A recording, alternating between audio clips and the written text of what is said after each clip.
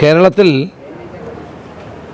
ED മുൻ മുഖ്യമന്ത്രി പിണറായി വിജയൻ്റെ വീട് റെയ്ഡ് ചെയ്യുന്നെന്നോ വിശദമായ പരിശോധനകൾ വിവിധ കേന്ദ്രങ്ങളിൽ നടത്തുന്നുവെന്നോ ഒരു വിവരവും കേരള പോലീസിന് ഉണ്ടായിരുന്നില്ല. കേന്ദ്ര ഏജൻസി ആയ ED കേരള പോലീസിനെയോ ആഭ്യന്തര വകുപ്പിനെയോ ഇത് സംബന്ധിച്ചുള്ള ഒരു വിവരവും മുൻകൂർ നൽകുകയോ ഇതിന് കേരള റെയ്ഡ് തുടങ്ങിയ ശേഷം നൽകുകയോ ചെയ്തിട്ടില്ല. അപ്പോൾ കേരള പോലീസിനോ ആഭ്യന്തര വകുപ്പിനോ ഇതേ സംബന്ധിച്ച് ഒരു വിവരവും ഉണ്ടായിരുന്നില്ല എന്നുള്ളതാണ് വാസ്തവം. എന്നാൽ റെയ്ഡ് തുടങ്ങിയ ശേഷം ഓരോ പിണറായിയിലും കോഴിക്കോടും ആളുകൾ തടിച്ചു കൂടുന്നത് കണ്ട് പോലീസ് ക്രമസമാധാനം നിലനിർത്തുക എന്നുള്ള ലക്ഷ്യത്തോടെ പോലീസ് അവിടെ സ്വമേധയാ എത്തുകയാണ് ഉണ്ടായത്. ഈ രണ്ട് സ്ഥലത്തും ഒരു പ്രശ്നങ്ങളുമില്ലാതെ ED ഉദ്യോഗസ്ഥന്മാർ പരിശോധന കഴിഞ്ഞ് തിരിച്ചു പോവുകയാണ് ഉണ്ടായത്. എന്നാൽ തിരുവനന്തപുരത്ത് ആസൂത്രിതമായ ഒരു അക്രമമാണ് ഇവിടെ ഉണ്ടായത്.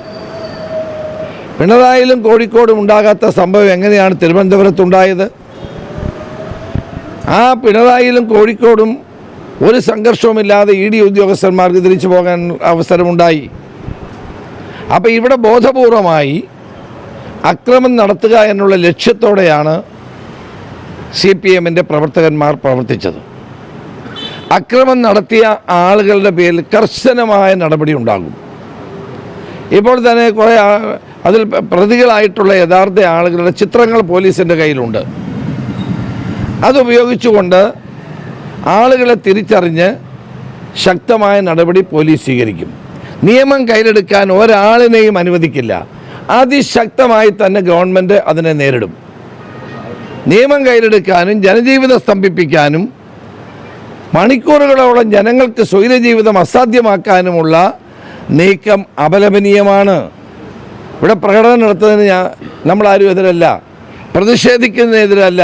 പക്ഷെ എല്ലാത്തിനും ഒരു പരിധിയുണ്ട്. അന്വേഷിക്കാൻ വന്ന ED ഉദ്യോഗസ്ഥന്മാരെ ആക്രമിക്കുക, 3 കാറുകൾ തല്ലി തകർക്കുക, ഇതൊന്നും അംഗീകരിച്ചു കൊടുക്കാൻ കഴിയുന്ന കാര്യമല്ല. പക്ഷേ നിയമം കയ്യിലെടുക്കാനാണ് CPM തിരുവനന്തപുരത്ത് ശ്രമിച്ചത്. അത് ഒരു കാരണവശാലും അംഗീകരിക്കില്ല. ഇനിയും പ്രതികളെ പിടികൂടാറുണ്ട്, അവരെ പിടികൂടുക തന്നെ ചെയ്യും. അവരുടെ പേരിൽ ശക്തമായ പോലീസ് കേസുകൾ എടുത്തുകൊണ്ട് മുന്നോട്ട് പോകും.